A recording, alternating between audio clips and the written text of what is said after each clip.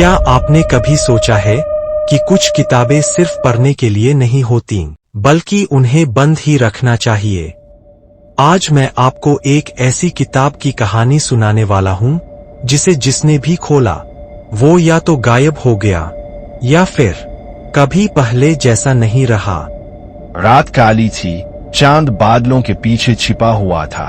तेज हवा के झोंकों से घने जंगल के पेड़ सरसराने लगे, जैसे कोई किसी को डरावनी कहानियां सुना रहा हो। रवि और उसका दोस्त मोहित एक पुरानी किंवदंती की सच्चाई जाने जंगल में आए थे। गांव के बुजुर्गों का कहना था कि जंगल के बीचों बीच एक प्राचीन पुस्तक दबी हुई थी, एक ऐसी किताब जो शैतानी ताकतों से भरी थी। जो भी उसे छूता वह या तो गायब हो जाता या पागल हो जाता। रवि और मोहित को इन सब पर जरा भी विश्वास नहीं था। वे अपनी टॉर्च की रोशनी में आगे बढ़ते गए जब तक कि उन्हें जमीन में कुछ दबा हुआ नहीं दिखा।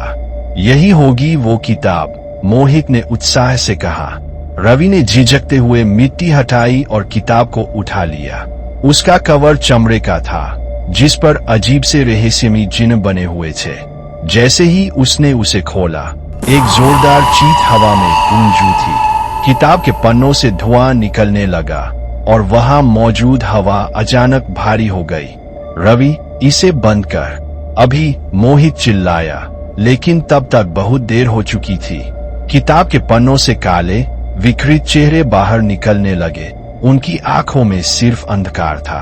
रवि की आंखें सफेद हो गईं, उसकी सांसें तेज चलने लगी। वह जमीन पर गिर पड़ा और उसकी चीखें पूरे जंगल में गूंज उछीं। मोहित ने डरते डरते किताब बंद करने की कोशिश की, लेकिन उसके हाथ जैसे बर्फ के टुकड़े बन गए, ठंडे और बेहरकत। वह देख सकता था कि रवि के शरीर पर अजीब से जिन्हें उभरने लगे थे, जैसे किसी शाप का असर हो रहा हो। अचानक एक बूढ़ी औरत जंगल के अंधेरे से निकलकर उनके पास आई। उसके हाथ में एक जलती हुई मशाल थी। तुमने बहुत बड़ी भूल कर दी, उसने गहरी आवाज में कहा। प्लीज इसे रोकिए, मोहित गिड़गिड़ाया।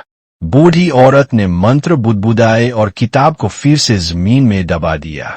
तभी सब कुछ सामान्य हो गया। धुआं गायब हो गया, हवा हल्की हो गई और रवि धीरे धीरे होश में आने लगा। यह किताब दोबारा कभी बाहर नहीं आनी चाहिए, औरत ने चेतावनी दी, वरना इस जंगल की आत्माएं फिर से जाग जाएंगी। मोहित और रवि ने डर से सिर हिलाया और बिना पीछे देखे वहां से भाग निकले। उस रात के बाद किसी ने भी उस जंगल का रुख नहीं किया, और जो गए वे कभी लौटकर नहीं आए।